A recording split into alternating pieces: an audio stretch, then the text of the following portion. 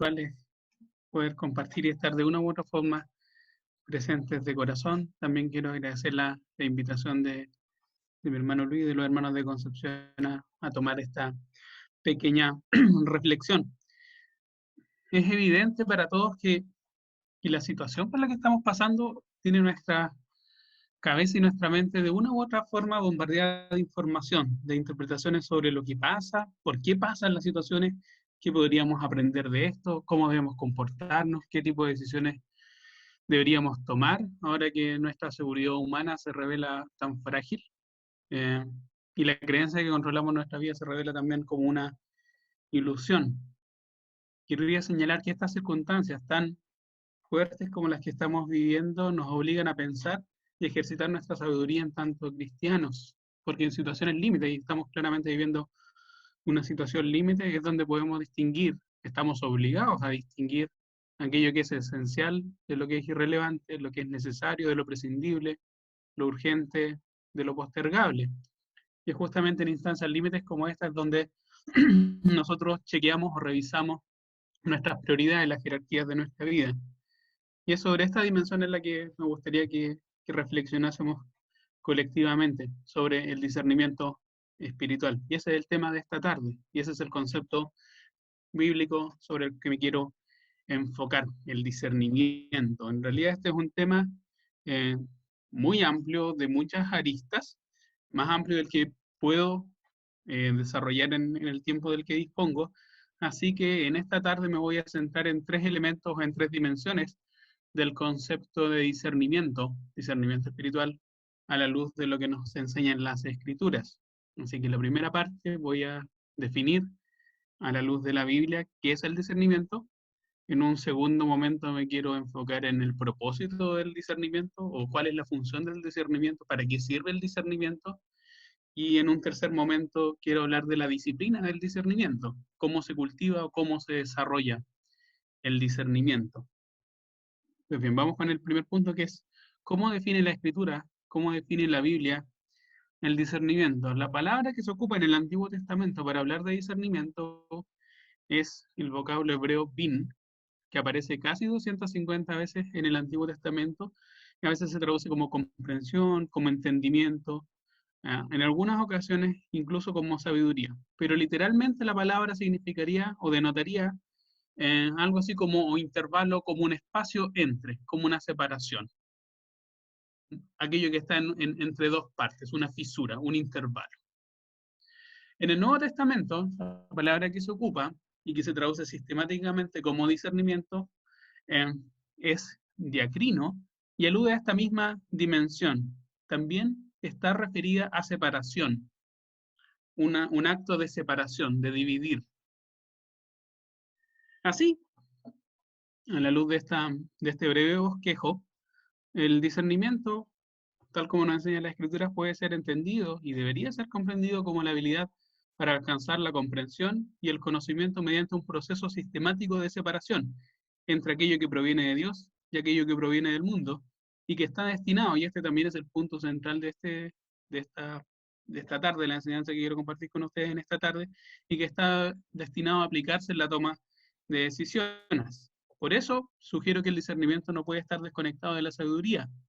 Entonces había una progresión lógica en las enseñanzas bíblicas sobre el conocimiento como información que proviene de Dios. Uno la atesora, la aquilata, la digiere, la degluta y la transforma en sabiduría.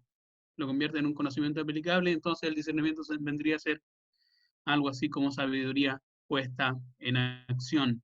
Es la destreza para comprender y aplicar la palabra de Dios con el propósito de separar, siempre discernir la verdad del error. Incluso en términos etimológicos, discernir supone, para nosotros en lengua castellana, es un cernir, colar, filtrar.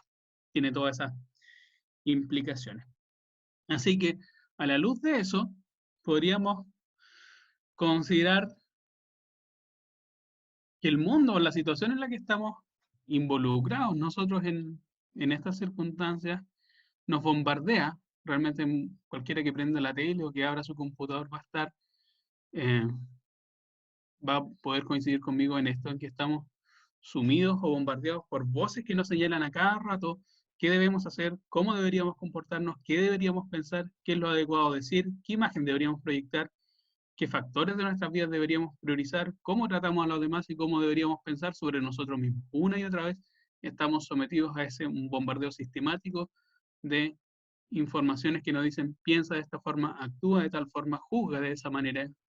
Ahora, y como cristianos, justamente deberíamos tener un ejercicio intelectual y espiritual, porque el discernimiento, estaba hablando de discernimiento espiritual, para filtrar aquellas voces que quieren conducir nuestra mentalidad, porque el discernimiento, insistiría en este punto, es el proceso de filtrar sistemáticamente aquellas voces que son ecos de Dios, que tienen su origen en su palabra, y aquellas voces que no lo son, que se asemejan, que se parecen, que buscan suplantarla, que buscan imitarla, pero que no provienen de Dios. Se parecen a palabras de Dios, pero que no son de Dios. Y el discernimiento funciona así, como ese acto sistemático y esa habilidad de nuestra mente, gracias al Espíritu Santo, para distinguir qué voces provienen de Dios o tienen un origen divino, escritural, y qué consejos, qué cosmovisiones buscan arraigarse, hacer nido en nuestra mente, pero que no provienen de Dios, pese al aire de familia, pese a parecerse, pese a asemejarse, tienen un origen distinto. Porque lo vamos a aprender, y esto es lo que quiero aprender muchas veces cuando somos niños, es muy fácil establecer esta distinción entre lo bueno, lo malo, lo correcto, lo incorrecto. Un cristiano debería fumar o no debería fumar, un cristiano debería adulterar o debería matar. La vida, lo aprendemos nosotros que ya estamos un poco más grandes, demuestra, a medida que uno va creciendo, eh, que la toma de decisiones se enfrenta a claroscuros, a áreas de grises, donde esas decisiones ya no son tan evidentes o tan banales como si debo copiar o no en una prueba. De una u otra forma, la vida y el desarrollo de la vida nos va subiendo de una u otra forma el estándar, ¿sí? Y ya no tenemos que distinguir entre lo correcto y lo correcto, entre lo bueno y lo malo, como los niños, sino más bien entre qué es razonable y qué es irrazonable, qué es lo urgente, qué es lo necesario, qué es lo que realmente importa. Entonces, por eso el discernimiento va evolucionando y se adecua a las circunstancias. Dicho eso, esbozado una primera definición de discernimiento, un acto continuo de discriminar, de distinguir, de discernir, quiero centrarme a la luz de dos pasajes en estas dos otras preguntas. ¿Cuál es la función del discernimiento y cómo se desarrolla el discernimiento? Entonces, para la primera dimensión, esto es, ¿cuál es el propósito del discernimiento? Quiero que me acompañen a Filipenses capítulo 1, verso 9 y 11. Es una oración muy precisa de Pablo, donde él va a pedir por algo en particular para una de sus iglesias favoritas, para su iglesia probablemente regalona, una de las más cercanas a su corazón, que es la iglesia de Filipos. Voy a leer la Reina Valera, me voy a permitir leer además en dos traducciones. Filipenses 1, el 9 y 11 dice, y esto pido en oración, que vuestro amor abunde aún más y más en ciencia y en todo conocimiento, esa segunda palabra es la clave, para que aprobéis lo mejor, esa expresión también es clave, a fin de que seáis sinceros e irreprensibles para el día de Cristo, llenos de fruto de justicia que son por medio de Jesucristo, para gloria y alabanza de Dios. La NTV lo traduce así. Le pido a Dios que el amor de ustedes desborde cada vez más y que sigan creciendo en conocimiento y entendimiento. Quiero que entiendan lo que realmente importa, a fin de que lleven una vida pura e intachable hasta el día que Cristo vuelva. Que estén siempre llenos del fruto de la salvación, es decir, del carácter justo que Jesucristo produce en su vida, porque esto traerá mucha gloria y alabanza a Dios. Y la palabra de Dios para todos dice así, que su amor se exprese cada vez más en conocimiento y entendimiento, para que distingan lo que es realmente importante de lo que no lo es. Así ustedes estarán limpios y sin falta el día en que Cristo vuelva. Por el poder de Jesucristo, ustedes darán una cosecha abundante de actos justos para honra y alabanza de Dios. Así que si tuviésemos que resumir este pasaje, y en este me voy a centrar en esta segunda parte, es que Pablo está pidiendo, Pablo siempre pide siempre tiene, salvo en el caso de Galatas, una oración de intercesión por esa comunidad que lo está escuchando, que lo está leyendo, perdón. Y en este caso Pablo pide por un amor que abunde en conocimiento para que esa iglesia, esa comunidad cristiana pueda discernir aquello que es realmente importante de lo que no es importante. De modo que esto se refleje, se traduzca en una conducta cristiana caracterizada por justicia. Y esa justicia, va a aclarar Pablo en el versículo 11, solo es posible mediante la persona del Señor Jesús, y el fin no es nuestra alabanza, sino la honra a Dios. Antes de explicar hacia qué nos conduce esta porción, quería hablar de cuatro palabritas acá que son claves. La primera es conocimiento, ¿sí? La palabra que se utiliza ahí cuando dice que nuestra en ciencia, lo traducen acá como ciencia, es alude a conocimiento pleno, no solamente a un conocimiento de tipo intelectual, sino un conocimiento de tipo experiencial, un conocimiento profundo, un conocimiento pleno podría ser traducido ahí. Y la palabra que a veces se ocupa como discernimiento, en traducciones más contemporáneas, ahí es la palabra aistesis. Es relevante porque es la palabra donde nosotros tomamos estética. Y estética tiene que ver con una apreciación, cómo nuestros sentidos son sensibles para traducir el mundo exterior. Y en la literatura antigua, eso denotaba muchas veces una apreciación de tipo moral, una apreciación de tipo moral, percepción moral, podría ser entendido así. Es la única vez que aparece en toda la escritura esta palabra estética, podría ser la transliteración. Y por lo tanto, lo que está aludiendo acá Pablo es que el conocimiento profundo y experiencial de Dios está vinculado a una percepción moral que permite a esa comunidad cristiana entender cuál es la acción correcta que hay que tomar dada una situación concreta. Y una vez que ese amor se vincula con un conocimiento pleno y profundo de Dios y está asociado a esa capacidad de evaluar las circunstancias, viene la palabra, una expresión que es también notable. Una vez que uno tiene eso, un amor que lo empuja a conocer y a abrazar de un modo más profundo a Dios, su mente va a estar capacitada para apreciar moralmente las circunstancias, de modo que va a decir Pablo, ustedes realmente van a poder entender lo que realmente importa. Eso es discernimiento en acción. Eso es estética, esta capacidad de apreciar moralmente. Van a entender aquello que difiere, esa es la palabra, aquello que realmente importa, lo esencial de aquello que no es esencial, aquello que el mundo, ¿sí? El mundo con su cosmovisión nos dice que esto es lo que realmente importa. Un cristiano armado con discernimiento espiritual va a entender que en realidad eso es pasajero, eso es vanidad, para ponerlo en lenguaje de Eclesiastés. Eso que es tan urgente en realidad es muy superficial e incluso podría ser tipificado como frívolo. ¿Sí? Ahora, quiero ir desarrollando el punto acá. Pablo ora por crecimiento espiritual para los filipenses. ¿Sí? Y ese crecimiento espiritual parte con una invocación del amor. Lo que está diciendo Pablo aquí es que el amor no se puede desligar del discernimiento, no puede dividirse, uno no puede establecer esa distinción entre mente y corazón. Son indisociables. Mayor amor supone mayor conocimiento de Dios. Mientras más amo a Dios, yo desearía conocerle más.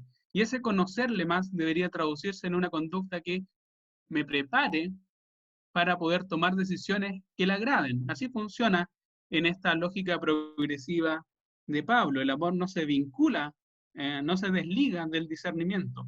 La petición de Pablo es que muestren que ese amor da cuenta de que realmente conocen a Dios y que dé cuenta de cómo tomar decisiones morales basadas en la voluntad de Dios en medio de las vicisitudes, de todos estos desafíos que deben enfrentar como una comunidad en todos los desafíos que le plantea la vida cotidiana.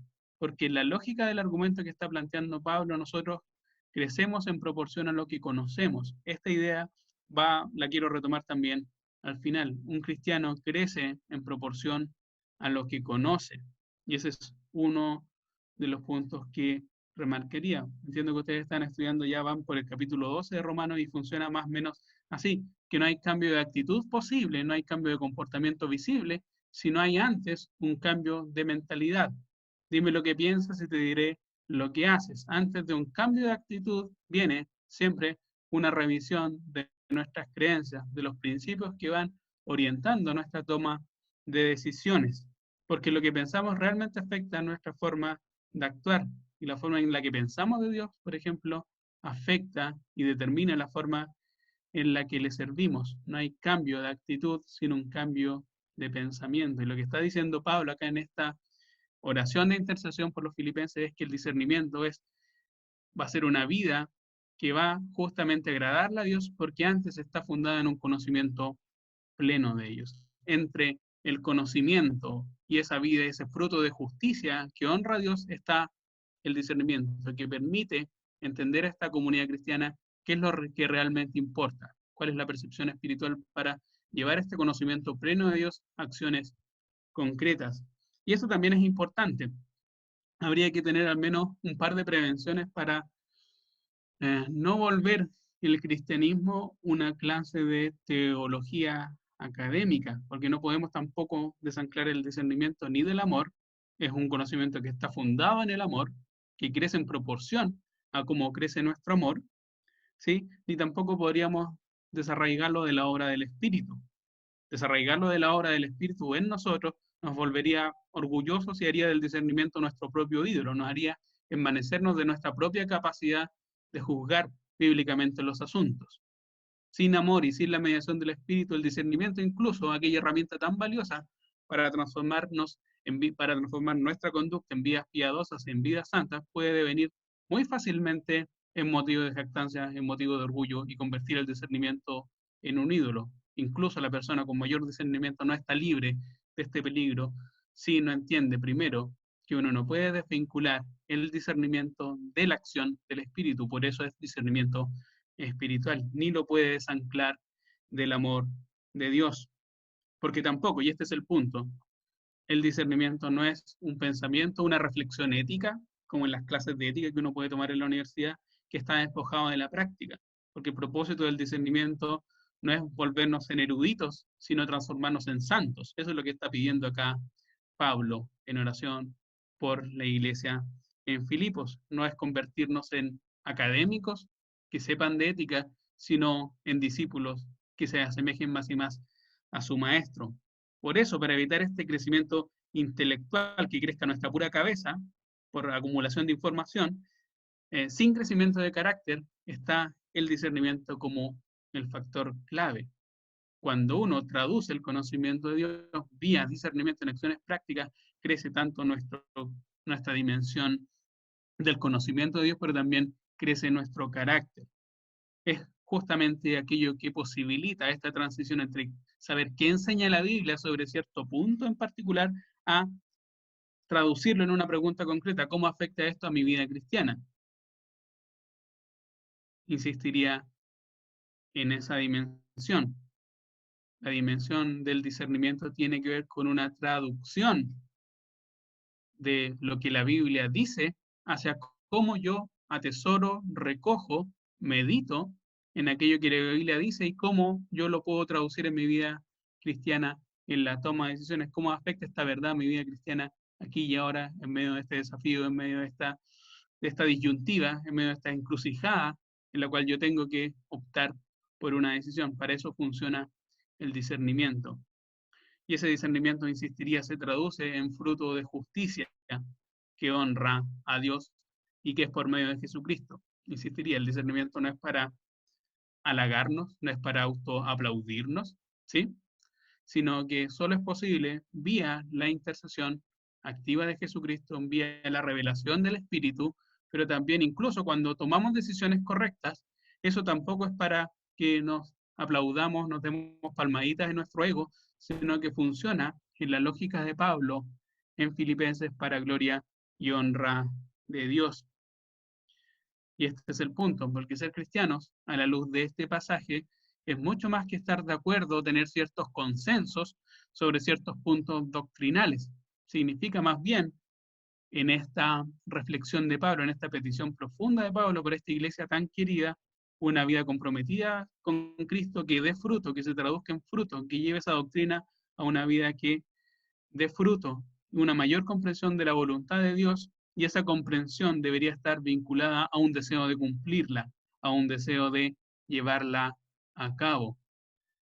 Una vida comprometida con Dios que quiera traducir eso que sabemos en aquello que estamos realizando por medio de todos los desafíos que nos está poniendo la vida por delante. Para eso sirve el discernimiento. No es una acumulación de información ética, sino la traducción de esa información que tenemos de la Escritura en una vida práctica que se caracterice por fruto, que revele el carácter de Cristo, que revele también las intenciones, porque a la luz de ese pasaje dice, seamos sinceros e irreprensibles, que nuestra conducta dé cuenta que en realidad conocemos a Dios irreprensible, pero que incluso los móviles por los cuales actuamos también pasen por el rasero, por el filtro de Dios.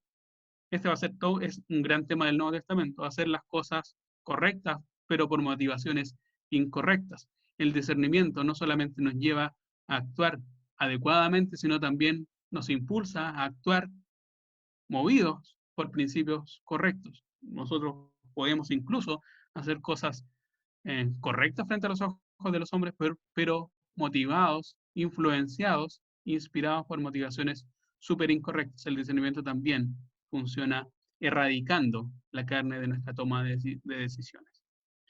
Dicho eso, estoy muy ajustado al tiempo. Voy por la tercera parte, que es el discernimiento. ¿Para qué sirve el discernimiento? Y esta es la tercera parte y final.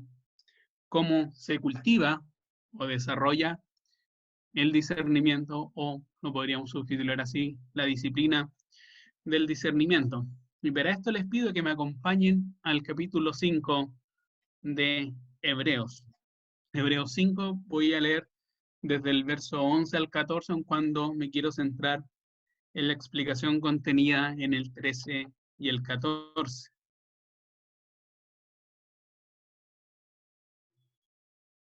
Y el autor de los Hebreos no sabemos nosotros, no sabemos quién es, pero muchas veces tiene esta,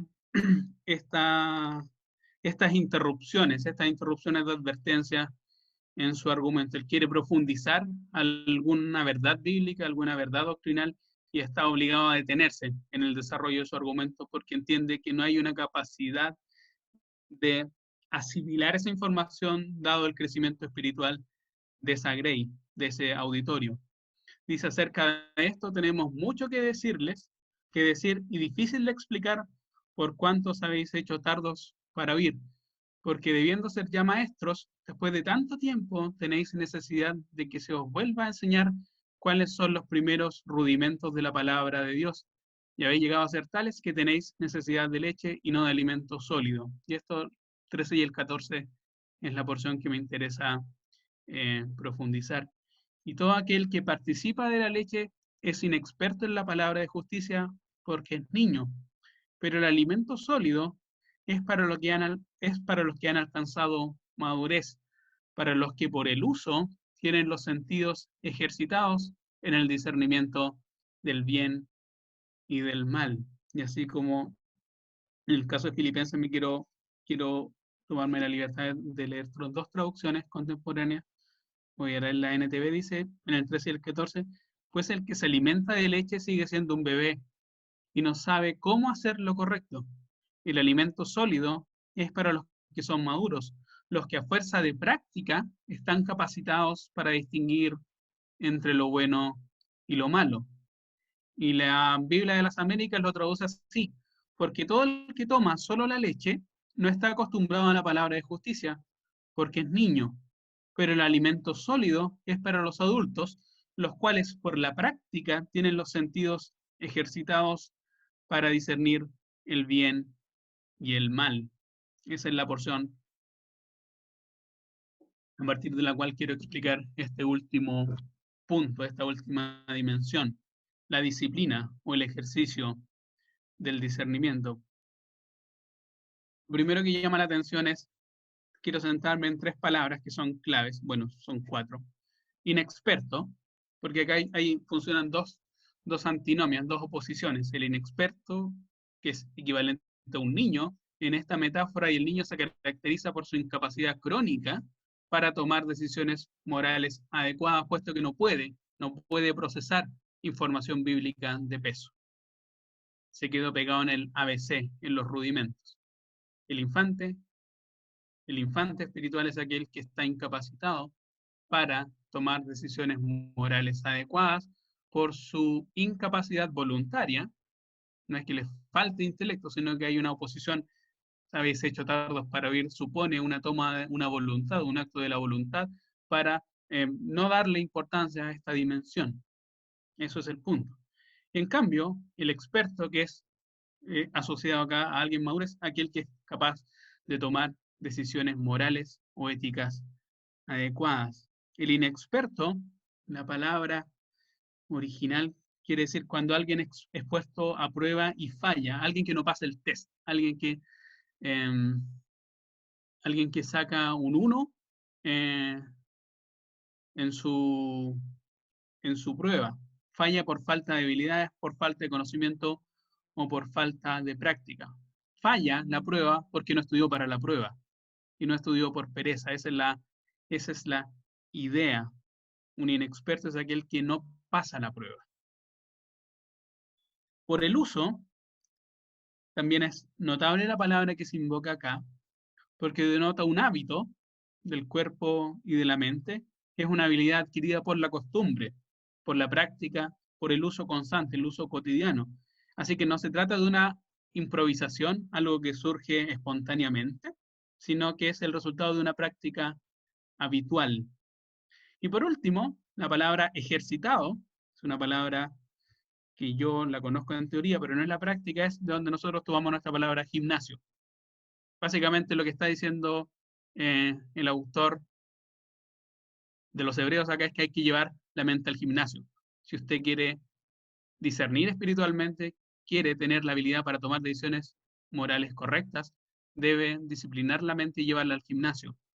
Se trata entonces, lo sabemos, yo lo sé en teoría, de una disciplina constante que es necesaria para estar en óptimas condiciones, y estas condiciones óptimas de nuestro razonamiento solo se obtienen después de un entrenamiento sostenido, constante y riguroso. Así que, en síntesis, lo que está diciendo acá el autor de los Hebreos, contrario a todo nuestro sentido común y nuestra creencia, es que el discernimiento no es la dimensión religiosa de lo que el mundo podría llamar como el sexto sentido, no es una intuición. Porque el testeo, el discernimiento espiritual, es siempre doctrinal, nunca es intuitivo a la luz de las escrituras. Es escritural, no es emocional. ¿Sí? No funciona en clave de abrir la Biblia al azar y ver qué Dios me quiere revelar para el día de hoy. No es como el pancito de vida, no funciona así el discernimiento espiritual. No es sexo sentido, no es improvisación, no es una cualidad innata, no es que alguien eh, dice que no, perdón por esta pausa, pero dicen que el administrador me detuvo el video y entiendo que el Erwin es el administrador ahora. Dicha esta pausa, continúo con... Lo que quiere decir es que a la luz del argumento del autor de los Hebreos, contrariamente a lo que uno podría sospechar, y aquí podríamos hacer un paréntesis para después explicar en otra ocasión el,